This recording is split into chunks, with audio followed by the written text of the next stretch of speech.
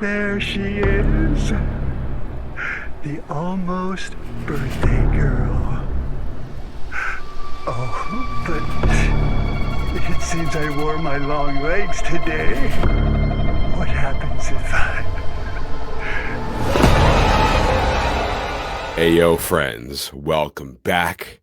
It's another In Madness Monday, episode 42. You know it's true. Shawn the Butcher, Vertebrae33. How the hell's it going?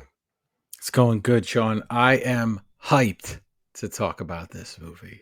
I am super excited to finally dive into this. I don't know if I believe you. I don't see. We just hit record and I refuse to do a little behind the curtain action. I refuse to talk to Vertebrae throughout the week, at least about the movies we're reviewing. We stress about many other facets of our lives, but we never discuss the sacred ground that is the movie we're reviewing until right when we hit record. So I don't know if you're drowning in sarcasm right now or if you're not, but we are reviewing a newer movie. We'll get into it in a second. Make sure you follow us. We are the premier podcast on the socials at In Madness Pod, inmadnesspod@gmail.com. Make sure you follow us on YouTube. You can see Vertebrae sometimes being Count Orlok, offering forth the black jelly beans of doom. You played that so well, and I didn't even notice till I rewatched the video how you would fade out your light and then slowly turn it on, and then when Orlok was done, the light would fade out, and then you would slowly fade into the back. You did a lot of I don't know what you're talking about, man. Orlok was here, and then I know. picked up that we don't know what's good. It is a Clark Kent Superman situation. I don't know. I was here watching the movie, and then things went down. I ended up with two little Orlok hickeys, you call them. Yes. Follow on YouTube, like, subscribe, comment, give us the 5-star reviews. Check out the In Madness Spotify playlist. It is now up to 9 hours of music, and it includes some complete and total wackiness. First off, we have an absolute ton of typo negative. It's like 6 hours of typo negative in 3 hours. We also added, what was that weird one that you wanted me to add? Liebach. Did you listen to Liebach? Sympathy for the Devil. That's a weird one. And we also did Bark at the Moon for Air Knock. Mm-hmm. And yes, so make sure you check out the In Madness Spotify playlist.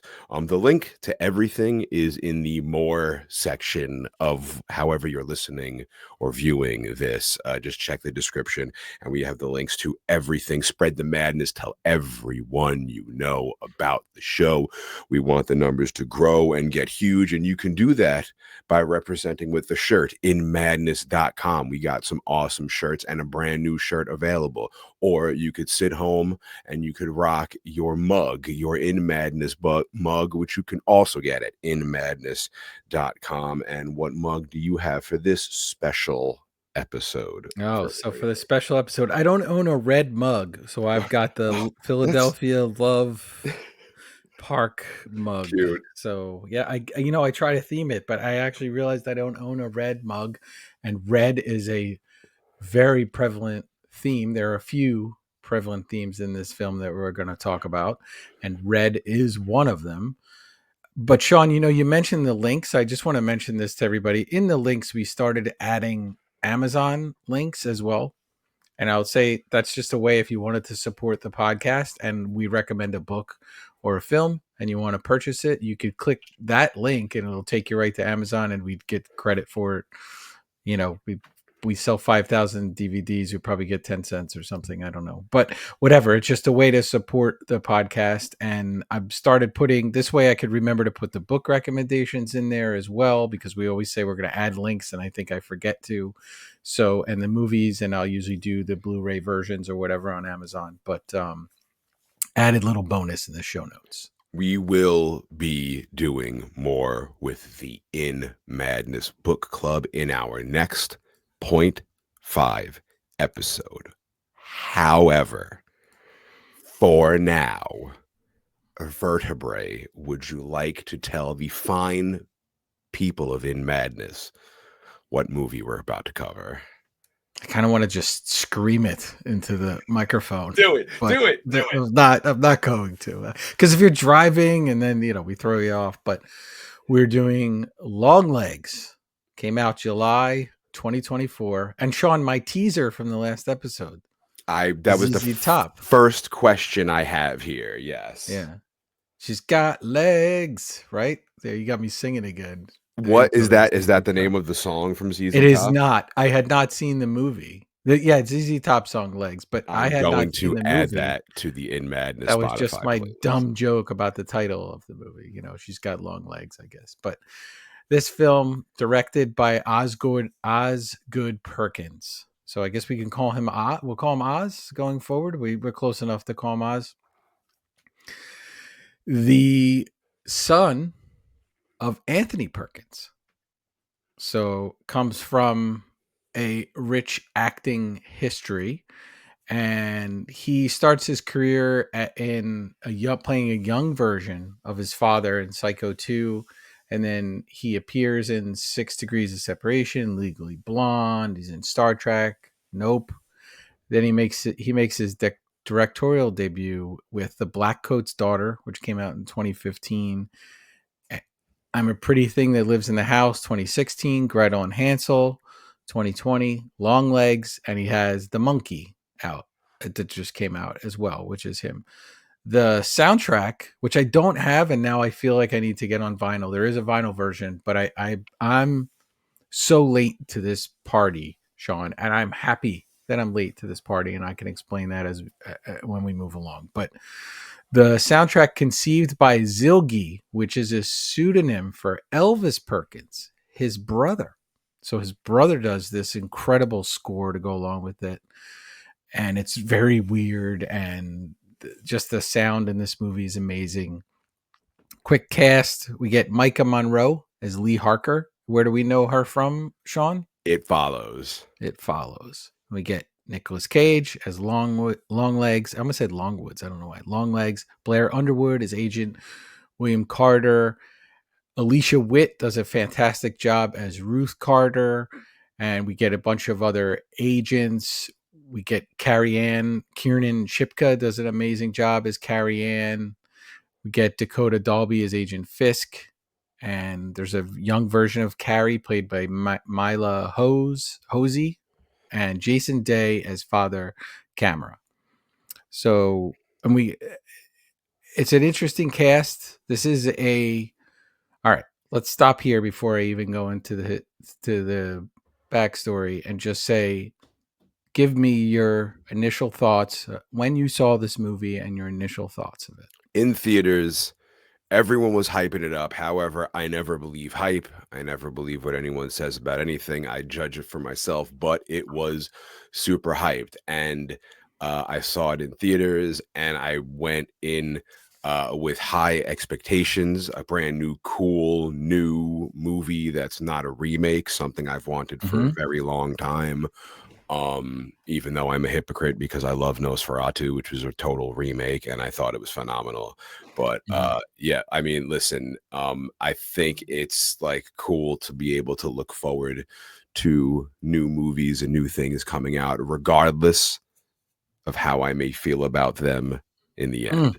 I don't listen to critics. I don't want anyone to listen to me or my opinions about things. They don't really matter. You feel however you feel about any movie that we review on this podcast. But good or bad, the socials got me super hyped to see it. And parts of this movie I do love. So, firstly, I don't care what the socials say.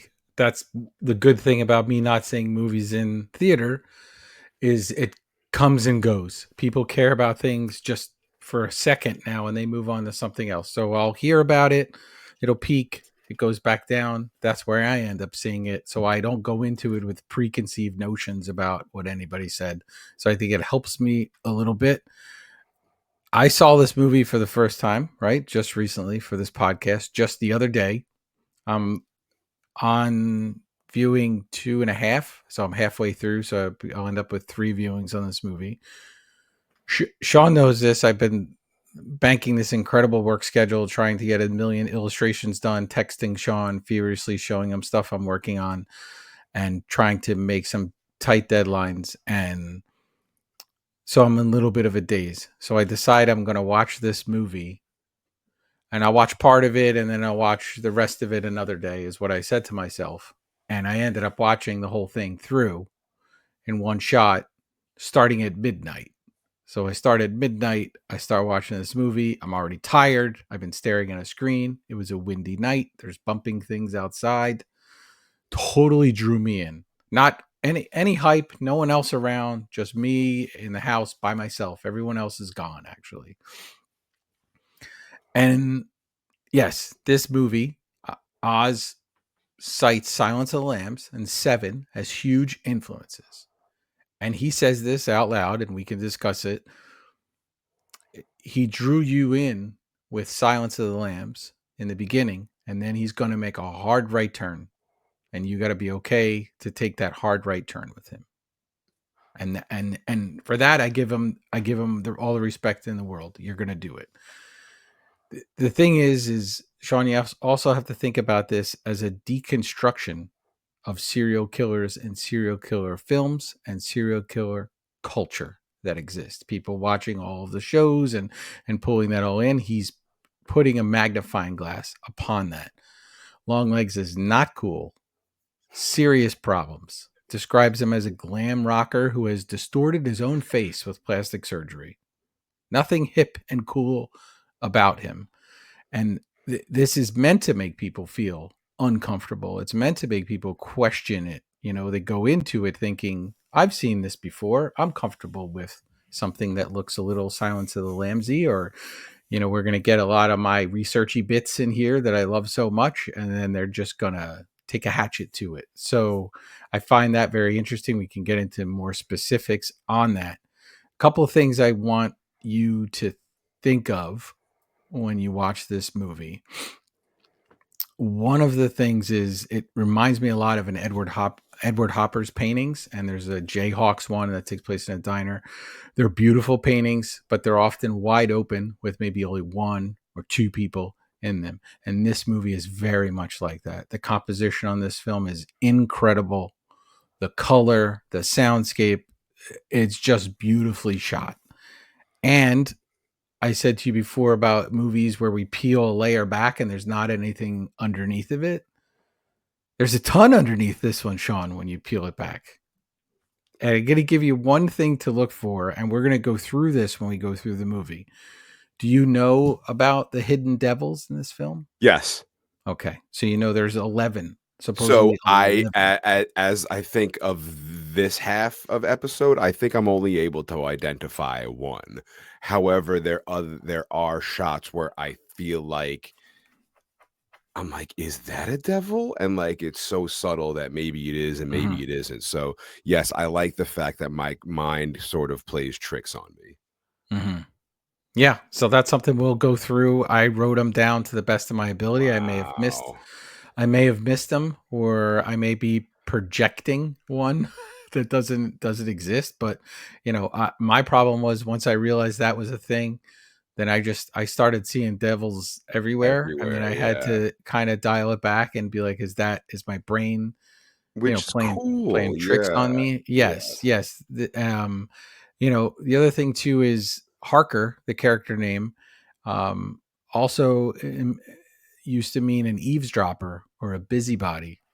So we kind of get Harker, who we'll get into it, is able to have some abilities here. And, you know, we'll get into the Nicolas Cage of it all as we probably get to the second half of this and sort of his deal. And we can talk about where he drew inspiration from for LongLegs. But there are issues that I have with this film that I don't think you're guessing right away. And as we go along, I will explain it. If you ask me if I enjoy this film, I'm going to tell you the first time I saw it, it actually made me like really uncomfortable and uneasy. And I think that's what it meant to do. So I guess I enjoyed it. Then I was like, when I watch it again what else is there? What else can I dive into? And then there was like so much there. So I'm excited to keep diving into this movie. But it's still, there are certain parts of this movie that make me really, really uncomfortable. And I could explain that, and a couple, kind of shocking moments that stick with you. But I don't know. I would if I had to. I'm not good with like star ratings and stuff like that. But I would say this is a movie that I would continue to unpack over the years. Hell yeah. I'm glad. See, I mean, again, that's like one of my favorite parts about this podcast is putting Vertebrae onto some cool new shit. And I listen and like, and I'll get into it in the second half mostly of this episode, but like, I do dig like cool new things happening, regardless of how I may feel about some of them. I found many parts of this super exciting, and I'm looking forward to more original sort of films that take inspiration from the films that we love, and put them into like their own movie, which is great. So, are you ready to start? I'm ready to start. I got one more question for you. I'll Yes. ask this to you now, and I want you to think about this when we go through both episodes, and at the end, we'll revisit it. Think about it as we go through. What is this film really about to you? And we'll go back. I just gave you homework. I'm like a school Okay. teacher. I just gave you homework. Right in your composition book. There'll be a spelling test as well as what did you think this movie was really about? I immediately love how this movie opens. It's all red. It's got this strange aspect ratio. It doesn't take up like the full amount of the screen, which immediately makes you feel like sort of boxed and cramped in. The soundtrack Yes. is creepy as hell. 16.9 is the aspect ratio on it. Yeah, So Charlie, be happy with me. it opens with a quote from the group T-Rex from 1971. You're slim, you're weak, you've got the teeth of a hydra upon you. You're dirty, sweet, and you're my girl. That is from the song Get It On, which I will add to the In Madness Spotify playlist. Red fades away and we're driving through the snow, approaching a house. See a young girl in the house, looks outside and sees an old station wagon like my pops used to have way back in the day. Yeah, it's got like the fake wood paneling, or sometimes I think some of the fancy ones really had wood on the side, but most people I knew it was kind of like the fake one. But yeah, right away, Shawn, too, we get red. Red is a big deal for this film. And also, so are rectangles and squares. And you'll see the composition, the way things are laid out in different scenes is a lot of that, which adds to just beautiful composition, but also is very off-putting in a film like this because it is so centered. Harker's center a lot of times in shots, very center. And you'll notice it when you go through it, what squares are on either side and what the balance is. So a movie that's so off balance, that offers so much balance composition, makes you feel a little funny. Girl goes outside, stares in the car. It looks like someone is inside the car watching, but from behind, a figure pops out from behind the house and calls out, "Cuckoo!" Why would you go outside if you were this girl? Why, Shawn? Why? This is every like a child abduction video I was forced to watch when I was a kid of like what not to do in order to like not get kidnapped. Yeah, she goes outside with her red and yellow jacket on, by the way. Red was also a theme in It Follows. Yes. Girl goes behind the house, but no one is around. She looks left, and we get the cool little creepy pluck of the strings, the bloop, making everything super tense. She looks right, and again, we hear the string is bloop. Such a great tone. She looks right, and wow, a man appears, seemingly out of nowhere. Scares the crap out of me every time. Got me in the theater, got me when I watched it again at home, and then got me when I watched it again for this podcast. Yeah. Dressed in all white, hair's white, face is white, outfit is white. You can tell it's Nick Cage, but you don't see his whole face. You only see from his nose down. He's breathing heavy. He's very creepy, and in almost a sing-song voice, he says, "There she is, the almost birthday girl. But it seems like I wore my long legs today." He said the name of the movie in the movie. I don't mind it. I don't mind it. It's a good creepy line. I dig it. He goes, what happens if he kneels down, and then you get this really quick shot of him all white, creepy, sort of plastic surgery face. The camera cuts back to the red screen. The instruments are shrieking, and we get our title, Long Legs. Yeah, and what's cool too, Shawn, about this, first of all, incredible opening sequence, jump scare that's gotten me both times, 3 times I've watched the beginning of this film, all 3 times. I know it's coming, but I'm still like, oh, when it happens. And this score has so many nods to Psycho in it. Yeah, the plucking of the strings, and then just that's why I like it. It's the soundscape of this film in general is really very interesting because it's a score. I would need to hear it separate from other sounds that they interject into this movie. They kind of do in the opening here with the credits, there's flashes of images and stuff. I was not able to find out what those images were in particular, although somebody online claimed that they were shots from later in the movie. I did not take the time yet to sit and like try to pause it and catch them. I don't even think it matters. I think that's an extra layer that you don't need. It's just kind of just off-putting. Also, the name Long Legs, it's just because he thought it sounded cool. I was just like, okay, I think it sounds pretty cool.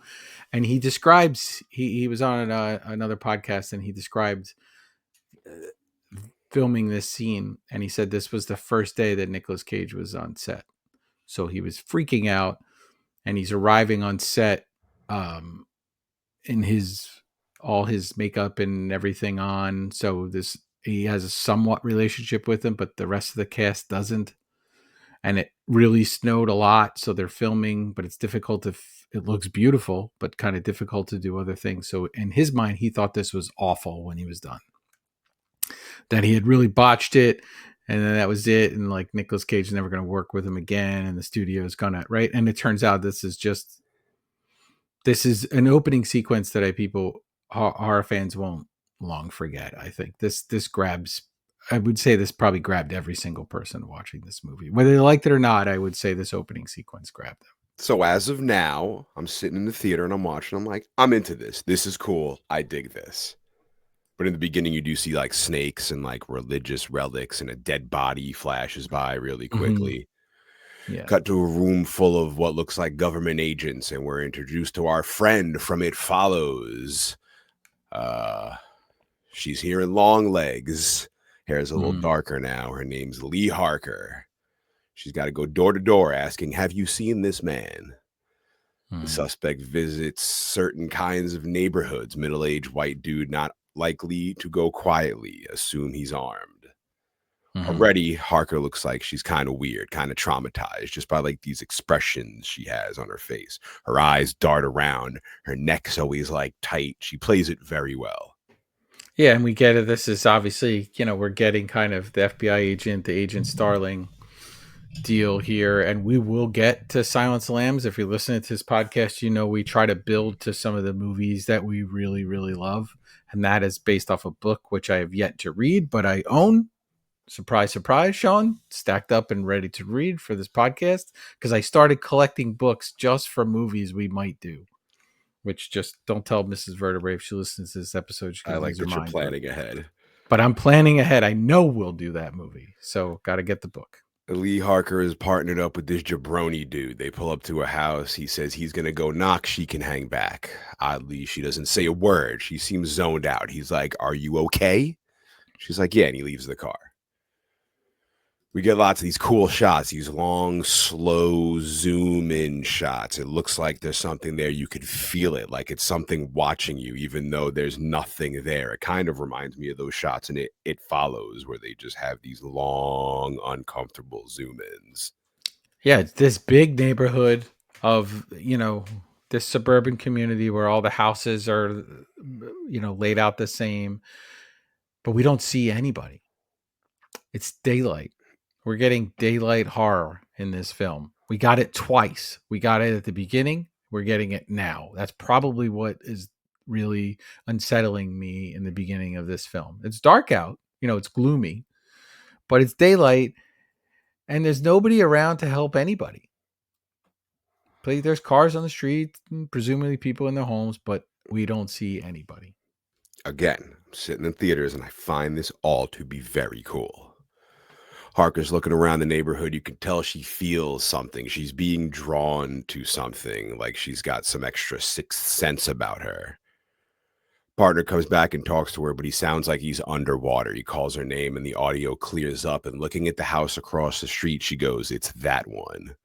He's like, "What the hell are you talking about?" She's like, "He's in there." He's like, "How you figure?" She doesn't know, but she wants to call for backup. And her partner's like, no, it's our first day out here doing this. We're not calling for backup on your hunch. Relax. I'll go check it out. And also, so this takes place in the 90s. So we're not getting any cell phone stuff. We're not getting any of the, it's very sort of this could very well be an X-Files episode right here at the beginning. He knocks on the door. FBI, footsteps approach, door opens, and the agent says hi.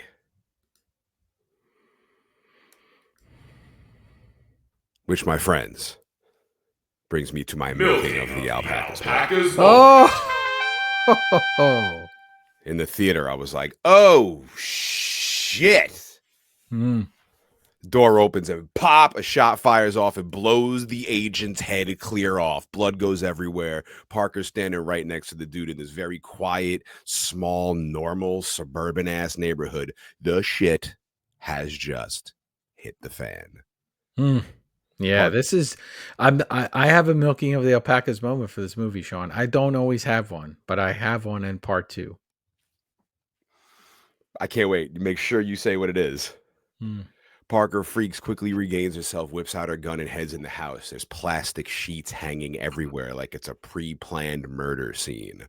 Harker's breathing heavily, gun drawn. She opens the door and says, "Don't move," and there's a man sitting on a bed with his hands up. Now Harker's in like an interrogation room getting like a psych evaluation or something. Yeah, so she's being tested. One thing, this has very deep Blade Runner 2049 vibes to it. They do something different with the agent when he comes back, and they have to sort of deprogram him. But this is called a projective test. So it's a personality test. And they kind of set this up so you'll respond to like ambiguous stimuli. So you'll be able to, they're trying to look for your hidden emotions or feelings or conflicts that you have over things you would see. So it's similar to like, the famous, like the ink blot test that they would do, where it's just, well, what do you see, Shawn? And Shawn sees a bicycle, and then like, Vertebrae, what did you see? And I'm like, I see a banana on fire. And they're like, whoa, wait, why would he see a banana on fire? Get the straight jacket. Yeah, they're like, don't call him directly to the episode, Shawn. But so they're gauging her response to this awful situation. This is the first time they're headed out together. These are young agents headed out on their first trip, and she's the one who said, "Go check this out." She doesn't go. He goes. Now, what's interesting about that to me, Shawn, is she shows very little emotional response to any of that at all. Or anything for that matter. Yeah, at all. And it's kind of in her personality to be that way. But also, like, I wonder, I don't know, if she knew that they were in there. Maybe she knew that there was going to be some issues too. She kind of held, got a little nervous and held back or something. I'm not saying she's in on it. I was just going to wait for you to be like, she's at Ellen Hutter. Is she in on it? No. What's interesting too is on her psychic test, she says the words. Do you know the words that she says in here? Do you have them down? No, I didn't write them all down. She says camera, table, door, mother, father, piano. And we see in a flashback scene, the family murders, the camera, family, the table, piano, the mother, the whole bit right there. Sick. Yeah, they're showing her shapes. She's supposed to say what comes to mind. She doesn't know what's happening, but pictures keep flashing. She's got to pick numbers from 1 to 100, and I think she picks 0 or something. I'm not sure. I don't understand that part. Yeah, I don't remember what number she picks. I didn't write. I thought you would write that one down, but I didn't write that down. They're like from 1 to 100, all included. What number is the number? And then she picks like 30 something, and they're like incorrect or whatever. And they're like, what number is the number? And then she's like, the number is 0. And I'm like, yeah, she picks 0. Yeah, I didn't get it. I didn't understand the evaluation. but she's thinking way outside the box. Like Lucy. A car pulls up to another residential neighborhood. Now Harker is in the back seat with her new partner, Agent Carter. There's also another lady, Agent Browning. She's Carter's regular partner. Harker just seems like she's accompanying them. Carter tells Harker she beat the number generator 8 times. How? She says, I also missed it 8 times. And he says, half psychic is better than not psychic at all. Again, in the theater, I dig this. Like a Silence of the Lambs vibe, like you said. Clarice is like a little bit psychic here, which is really cool. Things are a little fun, a little supernatural. I dig it. I'm all about that. And I like, and you know what's funny is I like Carter in the film right now, and obviously there'll be a turn for him, but upon repeat viewing, I start to like him less and less. The man likes to drink and be told information. They're looking at another house in a quiet little suburban area. Carter says family of 4 lived here. The Horns, nice people. Dad was a teacher and mom ran the church bake sale. 2 months ago, all murdered inside. Agent Brown says 3 murders and a suicide. Father did it, stabbed the wife 61 times before the blade snapped off. Harker asked 61. 61. Uh-oh. Shawn, just take your arm and move it 61 times and stab it. Like that's a lot, man. That is a lot. Harker asks how the kids died. Carter is disturbed by the details and tells her to read about it in the file. Letter was left with the bodies, written in coded alphabet. So we got a little bit of a Zodiac sort of cool thing going on here. Yeah, and there's an online LongLegs cipher generator where you can type things in and they have it come out in this thing. But there's also, somebody has posted on Reddit a 52-page Google Doc explaining what all of these are. Of course they are. Interestingly enough, though, Oz is kind of like, when he talks about this movie, he's sort of like, yeah, you know, we put a bunch of, you know, they came up with some shapes and whatever. It's the undertones and the stuff. We'll get to it in the second part of what this movie is really about, that he wants people to emotionally connect to. And this is sort of like a gateway for him to be like, hey, people recognize this and this. You recognize this agent deal. You recognize this very 90s-ish, you know, serial killer movie, a 7 or Silence of the Lambs. And look, you've got some cipher stuff, so you're going to get Zodiac. And he's just lulling us into a comfort zone right now. Carter says they have 10 of these letters. On the screen, we see these letters and all this coding. Carter says 10 houses, 10 families over the past 30 years, all signed with one word, LongLegs. Someone or something is making the fathers kill their families. Agent Browning says Harker isn't ready for this. She's already annoyed with their new guest. Back at the agency, Carter is showing Harker everything they have on this LongLegs character. He asks her what happened when her partner got his head blown off. She says she gets this feeling, like something tapping her on the shoulder, tells her where to look. He says, you identified the suspect's house with no knowledge, no indication that it was different than any other house. Has this ever happened before? And she says, from time to time. He calls her highly intuitive. She says, yeah, but her tone is like totally disconnected. She's definitely like an introvert, like super withdrawn, but smart and pretty much psychic. He asks what she sees looking at all this info they have on LongLegs. She asks what the families have in common. They all have daughters whose birthdays are on the 14th of any given month. And I'm like, all right. This is sort of strange motive, I guess, but I'll go with it. Sure, I'm loving what's going on. I'm down to take this ride. Yeah. What is, Shawn, let me ask you. What is half of 14? I was going to say 7 times 2, so it's twice as evil. I guess so. Only the Horns were murdered on the 14th. He hands her the file and tells her to get to work. She goes off in her own room and lays it all out in front of her. She sits in the middle of the floor with all this info surrounding her. Mm-hmm. And? Yep. And on her left side, Uh-oh.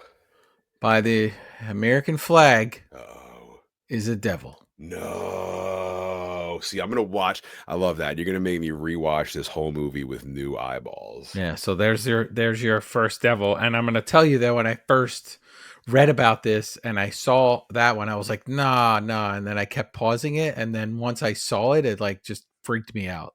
Because then I'm like, I saw it and now I'm gonna see it and everything. It's like those, but we've talked about those books before that were big and like maybe the 90s where you would stare at it long enough. It would just look like gibberish, like online generated colors, and then like it would be a dolphin splashing in the water or something, and when you could find it was magic hidden images or whatever they were.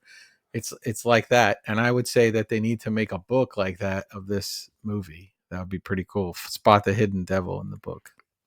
We hear a 911 call. What's your emergency? Man says, it's my daughter. It's not my daughter. I got to be quiet. We see a news headline. Father kills family and self. We see crime scene photos, gun on the ground, blood on the ground. Man on the 911 call says when she's sleeping is the best time to do it, when her eyes are closed. We hear him breathing heavy on the phone as Harker is trying to decipher the symbol coding. We hear the man on the 911 call. It sounds like he begins stabbing maniacally. We then hear all this panic and more 911 calls and all these crime scene photos, a bloody knife, dead bodies, death certificates, shotgun shells, blood splattered all over the walls. It's pretty intense.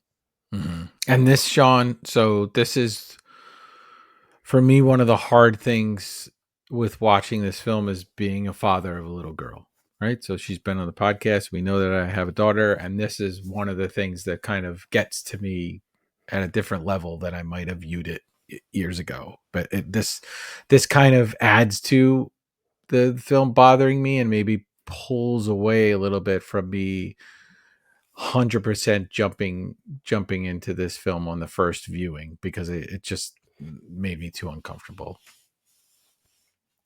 Carter bursts in the door looking for Harker. She's asleep in the fetal position on the floor, and he says there's such a thing as looking for too long. Tells her they're going for a drink. Well, he's going for a drink. She's going to tell him everything she knows. She tells him there's never forced entry, no indication LongLegs is ever in any of the houses at all, only the victims' bodies, and they are all dead with something from inside the house, guns, knives, hammers, and whatnot. LongLegs would have to be in the house to use those things, but according to evidence, he never is. If it wasn't for the letters, it's almost like he was never there at all. Yeah. He murders him, but not in person. She thinks maybe LongLegs tells the families what to do and they do it to each other. And Carter's like, that sounds like the Manson family. Harker says Manson had the family as accomplices. Carter asks Harker if he thinks LongLegs has help. Harker drops Carter off at his house, but he's drunk and his family's awake, so he tells Harker she's got to come meet his family. She wants no part of it, but he's the boss. Yeah, I wouldn't know parts of that either. But when they're in there drinking at that very dimly lit bar or restaurant, it's so interesting. And I don't know what the significance would be, but over Harker's shoulder is a table of, at the time, it would be, well, flight attendants. They would have called them stewardesses at the time.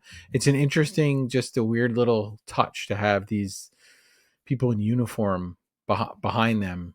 I don't know if there's a significance behind it. I would love to, if we have Oz on, I'd love to ask him, why it isn't just like three random people. But I bet you, I'm betting there's something behind that. Harker goes in to meet his wife, Anna, and his daughter, Miss Ruby. Harker seems crazy uncomfortable. I'd imagine this is what Vertebrae33 would be like if he was hurled into this uncomfortable situation. Yeah, this doesn't seem like any fun at all. I mean, this is presumably over a period of a couple days. You went out on your first thing. This is your boss. Your partner gets killed right away. Then you're looking at all this horrific crime scene stuff. And then it's like, hey, you're going to have to drive me home. And also come in and meet my family, which upon second viewing, there's some tension there with his family that I didn't notice before. Not even as much of the being home late. It's there's more to it than that. It's a little uncomfortable after you watch it a couple times. Miss Ruby asks Harker she wants to see her room. Awkward ass Harker doesn't even answer, and Carter shoots her a look like, "What the hell is wrong with you?" Yeah, weird. Now they're quietly, awkwardly in Ruby's room making awkward conversation.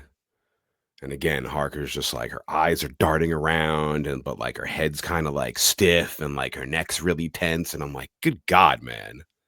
But also, this is so, I mean, it's meant to be off-putting, but it's so weird. It's such a weird move. Like, here's my family. My daughter is supposed to have already been asleep by now. We're gonna go to her bedroom and sit on her bed. Bring in your dirty clothes. Go sit on her bed, and you guys are just gonna have this odd conversation, which I think you're gonna go into some of what they talk about. But when they pan back, if you notice, Shawn, on her nightstand on the left side, she has like a piggy bank, but it's a shiny silver piggy bank, very round and plump. What does that reference? I mean, I think there's probably shiny silver objects in this movie later on. Oh, okay.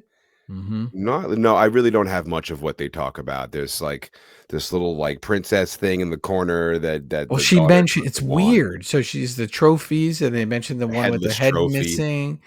But then the daughter mentions veal in a box, which is like bizarre, which I think was the original title of that Alice in Chains song.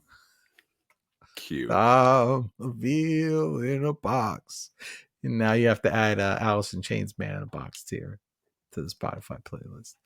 But yeah, and then she mentions being a child, how being a child actor would mess you up. So that's weird too, because it is a child actor playing this role in the movie. This is a really uncomfortable interaction, and Harker's just, I mean, she's so far we've seen her no good with her partner and no good with children. Well, it all ends with Ruby inviting Harker to her birthday party, which she agrees, and there's a little bit of alleviation of that pressure. Yeah. Harker goes home and calls her mom, who sounds surprised to hear from her. Again, more awkward conversation continues. Yeah, I wrote down though, but she lives in a log cabin. It's Beautiful so home. cool. Yeah. Beautiful home. Yeah. The home is But awesome. creepy as all hell. Yes. Mother brings up Harker's birthday is coming up, and Harker hears this weird, faint whispering in her home. Her intuition seems to pick up on it. Harker sort of freaks out and hangs up the phone. There's a loud bang on her door. Mm-hmm. She grabs the gat and goes outside to see if she got a situation on her hands, but no one is at the door. She turns on the outside lights, and off in the distance, in the shadows, you see a shape, a silhouette between the trees. Mm-hmm. And firstly, Shawn, we hear some breathing in this after mom mentions her birthday, right?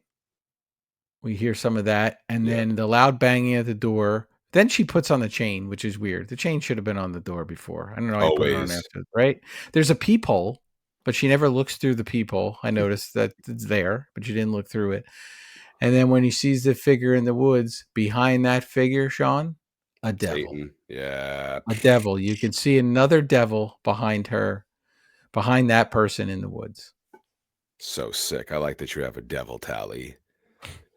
Harker goes outside. She's breathing heavy. This is some heavy shit going on. It's super tense. She finds nothing, but turns around and sees someone walking around inside her Ooh. house. Nightmare shit.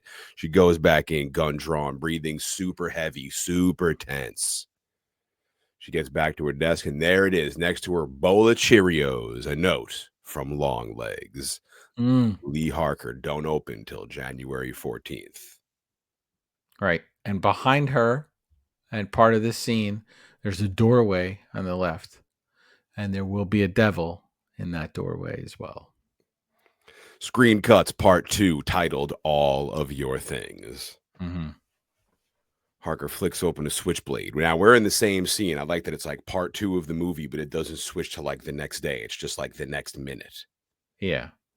Harker flicks open a switchblade, opens the letter. It's a birthday card with the number 9 on it. Mm-hmm. She opens it. More symbols and coding. Yeah. with the signature LongLegs, and she rubs her finger on one of the letters, and the ink wipes off like he just got done writing it a second ago. She hears wood creaking inside this giant, quiet, creepy ass house she's in. And like you mentioned before, a lot of these shots, she's like in the center of the frame, but the background has all of this empty space, and you're just looking, waiting, watching for something to move. Just hoping something or not hoping something's going to be there. Again, I dig this. This is all very cool. Harker opens the Bible and begins circling symbols of the coded letter LongLegs just left her. She starts figuring it out right away, man. She's just, I guess she's sort of like a genius for this stuff too, right? She has some I sort feel of. like there's a lot of Somerset in her. Oh yeah, true. I feel like Somerset would have been the first one to figure this out. She opens the Bible, starts circling symbols coded with the letter LongLegs just left her, and then deciphers the code. Tell them how you got this, how it came into your head. I'll cut off her hanging milk tits and bleed your mommy dead. Nice little poem. Brutal. Not by Hallmark, that card. Not by Hallmark. She then gets a phone call. Carter is looking for her. She's on her way. She arrives in another crime scene, and oh my God, there's a Christmas tree. Which begs the question, is LongLegs? It's not a Christmas movie. This is not a Christmas. Nosferatu is a Christmas movie. It mentions Christmas multiple times. This is the only shot or any reference to Christmas in this movie, and I'm striking it from the record. Oh yeah, unless LongLegs is baby Jesus, and then you got a problem, Shawn. Is LongLegs baby Jesus? No, I've not just said that. I just threw that out there. But yeah, I didn't even notice the Christmas thing on this. This movie, I'm so freaked out at this point. We got knocking at the door. We're out in the woods. We got little girls wandering into the snow. We got the mom on the phone who already seems a little off. The weird card in the house. Like there's just, yeah, I'm super uncomfortable at this point. That's why I don't see these types of movies in the theater, Shawn. I'd be up and out of my seat. Yeah, the vibe is just, it's as dread-filled as you get at home. The dread is increased like 10 times when you're in the theater. No, but there's other people around chomping on their popcorn. Nah, picking their noses. when you're in a good theater, like people during the quiet parts, people are mostly shut the hell up.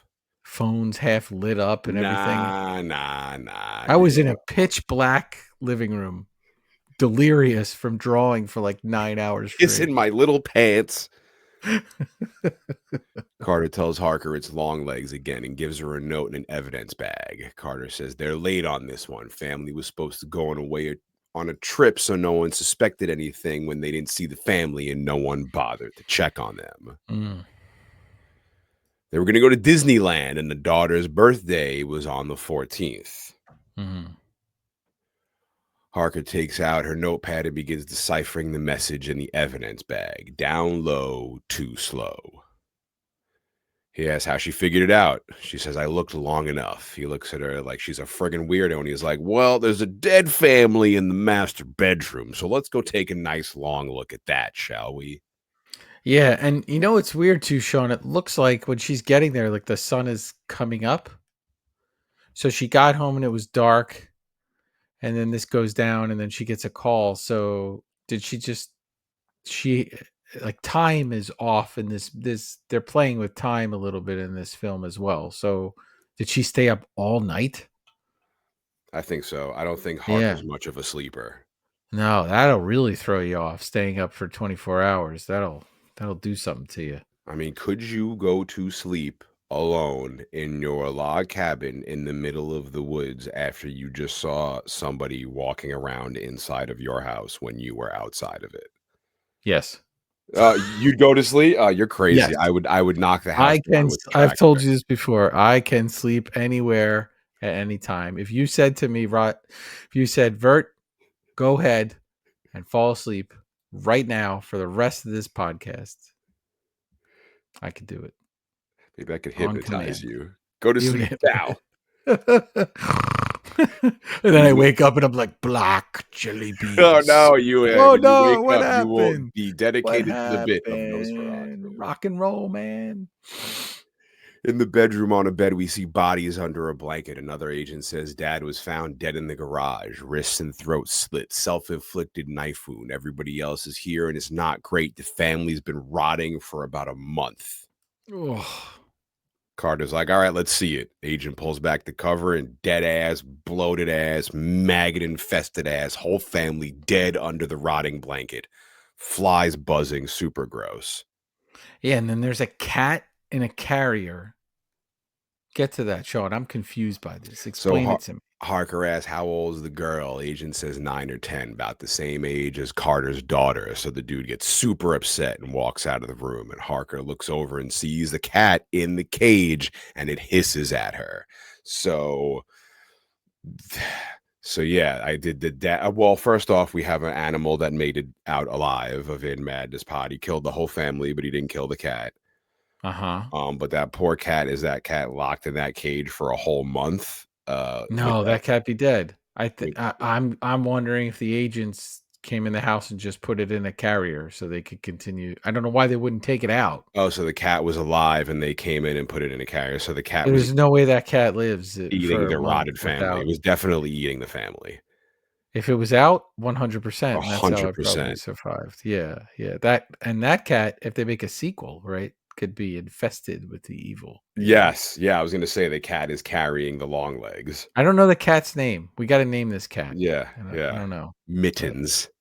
Mittens. All right. Harker. Well, we'll name it Harker. Well, it hisses No, at there's it. already a Harker. I feel like it hisses at Harker because it knows that Harker's got like them psychic capabilities. So like Hissy, that could be. I think that was a Paul. I think some cartoon had a cat named Hissy in it. Hissy's a good one. We cut to Harker calling her mom again on a payphone. Again, mother sounds shocked to hear from her. There's a long, awkward silence. Harker says she's going to be busy now with work. She can't come visit. She's working on something important. Mother wants to see Harker next week for her birthday. She says she'll try. Mother asks Harker if she's saying her prayers. Harker wants to hang up. Mother says, our prayers protect us from the devil. Harker says she knows and hangs up. And at this point, I'm thinking, oh man, her mother's definitely dead. There's no one on the other end of that phone line. And this is like some sort of weird coping mechanism she has. And she's kind of psychic, but she's also crazy. And she's talking to Ghost Mom. And this is what the theme of the movie is going to be. Mm-hmm. This is Yeah, me I mean here it's as I'm and watching. mom's uncomfortable, right, Sean? Yeah. Mom's feels uncomfortable on the There's these phone. really long pauses before she answers, and you just hear like the noise and the clicking of the phone. And I'm like, there's Mhm. no one on the other end of that phone. Hmm. Harker's looking at old newsreels of all these dead families LongLegs is killed. And one article says the devil made him do it. Another says satanic cult on the Oregon coast. She's matching up dates and times and doing all of Vertebrae33's favorite investigating bits. I love this. She is clocking some solid library time right now, Sean.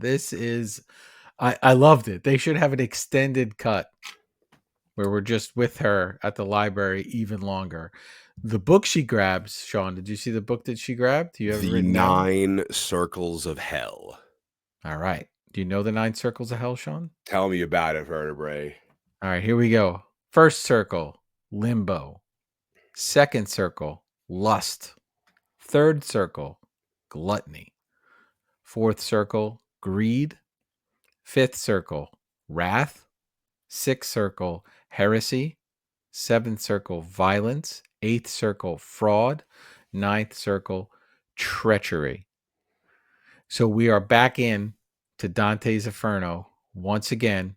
This is a clear nod to 7, and Oz will tell you he's got a lot of 7 and a lot of Silence of the Lambs in this movie.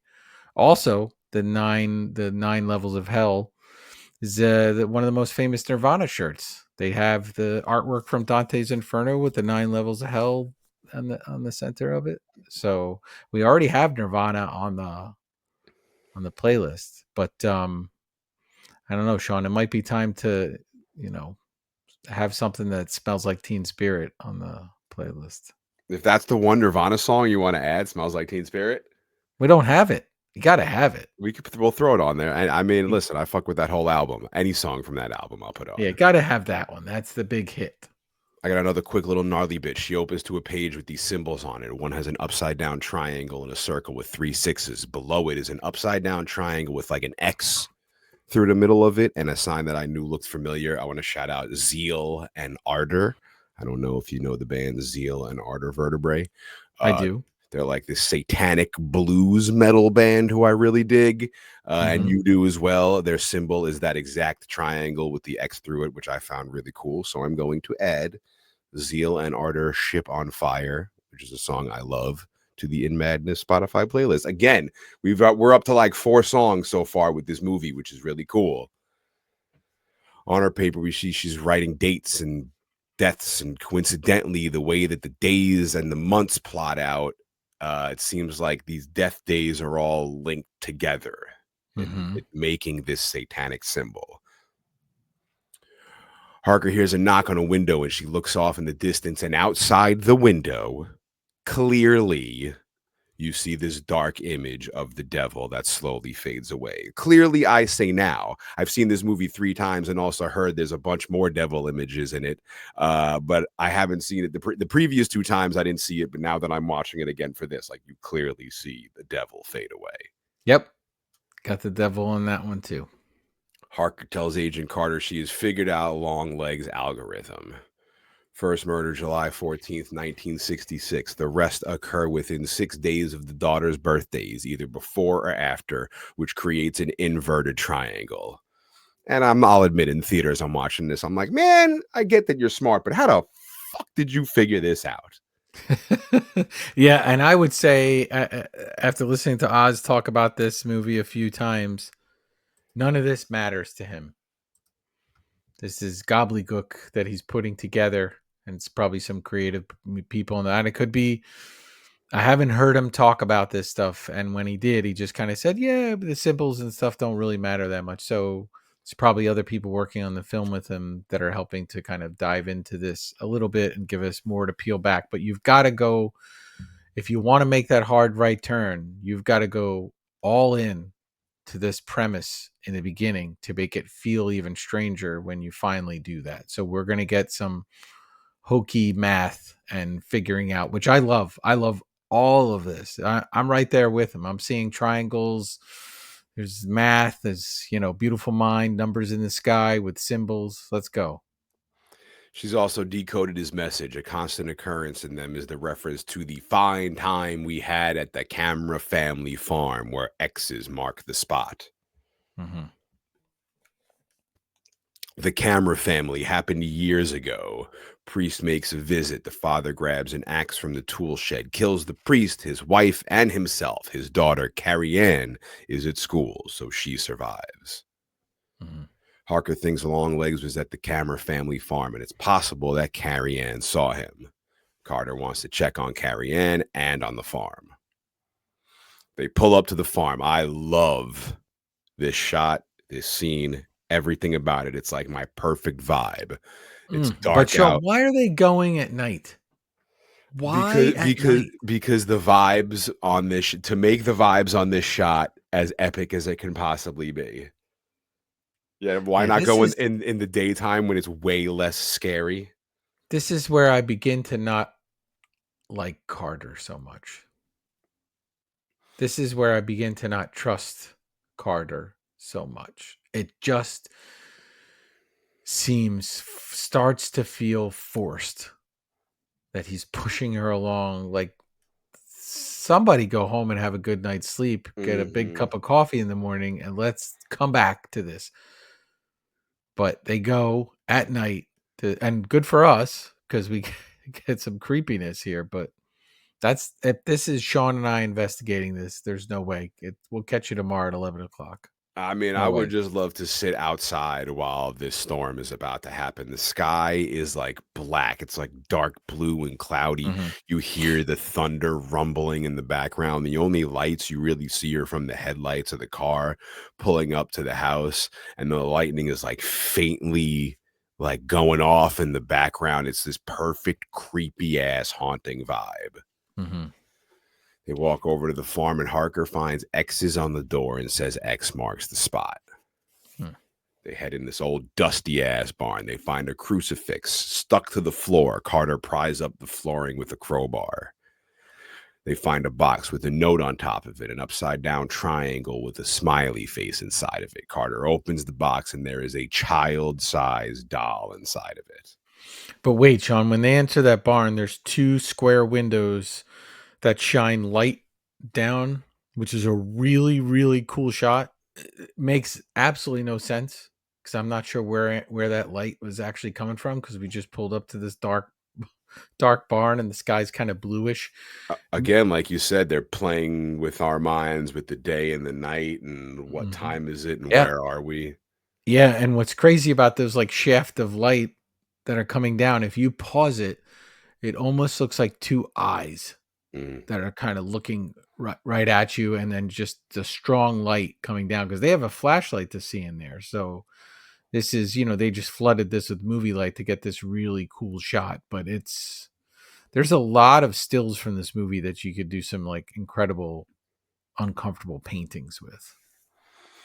Carter lifts up the board, lifts up the doll. The eyes are closed. The camera slowly zooms in, and the eyes jolt open, and the music shrieks, and the camera cuts.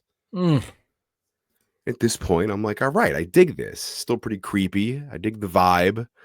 The director sets this creepy tone. I'm all about it. I'm locked in. I'm enjoying myself, having fun. I just have no idea what the hell is going on. We cut to the morgue. They got this doll on a slab. The coroner, who's oddly sounds madly in love with this doll, is like, she's handmade and beautiful. This is so weird. I wrote in my notes, autopsy of a doll with question mark, exclamation point. And then this guy, fantastic actor in this scene. He's very uncomfortable. Again, what do we get? We get only a few people in every scene of this film. It feels like all of these people are just isolated. We get the biggest scene we get of people is in the beginning where we sort of get the FBI debriefing where they're all in that room. That's like the most people we see together anywhere. And then once we head out on this adventure, it just gets kind of smaller and smaller. He says the hair on the doll is human, made by a highly skilled craftsman. Carter's attention is drawn to the metal ball in the bowl, and he asks, what the hell is that? Yeah. Coroner says it was inside the head. He's been calling it the brain, but it's hollow. He says, but listen, and puts this medical instrument to it, and it starts making this warped kind of high-pitched noise. Seems to trigger Harker, who begins slowly tilting her head like Michael Myers. We get these flashes back to the red screen in the beginning, the images of snakes, the sound of them hissing. We see this doll that they found. It's staring at itself in a mirror until in its line of sight comes creepy-ass LongLegs. Staring at the doll lovingly, he creepily says, what's your name, little angel? Doll's a doll, so it says nothing. LongLegs says, nice to meet you, Carrie Ann. I know you're not afraid of a little bit of dark because you are the dark. And he lays a black sheet over the doll, and we see the eyes begin glowing yellow. Yeah, and in that scene, when you see a shot down there in the doll maker thing, and I think it's in this scene, there's a devil in there. In the basement. Yes. Harker snaps out of her vision, and the coroner says, the other night I could have swore I heard the ball whispering my ex-wife's name over and over, but I've been working very late, so of course it wasn't. Carter wants to know if he can open the brain. Coroner's like, yeah, but the answer to your case isn't in there. Nothing's in there. Carter wants to go check on Carrie Ann.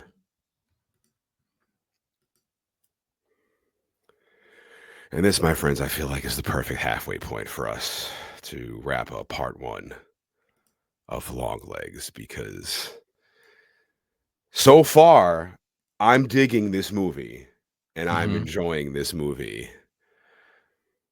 And the next episode is probably going to be a bit of a butthole clencher for me. No, you're gonna like it even more. And the thing I'm looking forward to is you making me enjoy this movie more than I did the first couple of times, because the fact that you had never seen it and saw it and loved it so much, I feel like there's things that I'm missing to it that maybe I Mhm. didn't pick up on. I just know my initial reaction in the theater and how it went. Most of how I'm describing this first episode and the next episode, like, it's very recent movie, and I remember how I was reacting in the theater as things were happening. So I Yeah. will give the rest of my theater reactions for the rest of the movie. But as of this time, like, I love half of this movie, and we just covered the half of this movie that I absolutely love. So I'm looking forward to you guiding me through the darkness and showing me the light of LongLegs. And so maybe I will Yeah. love this movie more when we finish. I will say, when you say I love this movie, I don't love how this movie makes me feel, but I really do, and starting to really grow on me the way it was made, the craftsmanship that went into it, the planning that went into it, the way it was shot, just the little things, the storytelling elements that they're doing. I love all of that. I still find parts of this movie terribly uncomfortable for me, but I think that's what we watch movies like this for, is to be uncomfortable and have examine ourselves a little bit while we do that. So we're ready to dive into part 2 next week. I'm pretty stoked that our last two movies we covered were like super recent and super timely and super current, and I dig that a lot. So we'll dip into an old movie, an way older movie, maybe for our next movie. But yeah, we got a lot of cool stuff planned for the next couple of episodes. I want to know what you thought. If you listened to our LongLegs episode, if you listened to our Nosferatu episode, if you listened to our Tim Howley interview, any of the episodes for the last 2 years of In Madness Pod, let us know what's up on the socials at In Madness Pod. Write us an email. In the next 0.5, we are also dipping into the mail sack, reading your emails, listening to your voice notes. If you want to send either one to inmadnesspod@gmail.com, make sure you check us out on the YouTube, like and subscribe, comment, give us the 5-star reviews. Check out the In Madness Spotify playlist, which is just asinine how much music we added from this episode. I can't even imagine how much more we're going to add for the next episode. Tell everyone you know about this show. If you dig the movies we talk about, if you dig the things that we talk about in these movies and how we keep this growing, make sure you tell everyone you know about it. You can get yourself a shirt and a mug at inmadness.com. Did you get all your gnarly bits in Vertebrae? I did for the first half of this movie, and we'll be back in a week to have Shawn fall in love with this film. I mean, just make me like it. Just make this. I just feel like minus one element. I don't know. Maybe minus two elements. I don't know. I don't know what I like, and I don't know what I do like and what I But don't like. I just yeah. we appreciate everyone taking this ride with us and listening to all these episodes and reaching out to us. Questions, comments, voicemails, anything. Send massively long emails with your theories on LongLegs. That would be awesome. And I'm Vertebrae33 on all the socials. You can check out some of my merch. You can buy In Madness merch from us as well. And thank you very much, everybody. Maddie!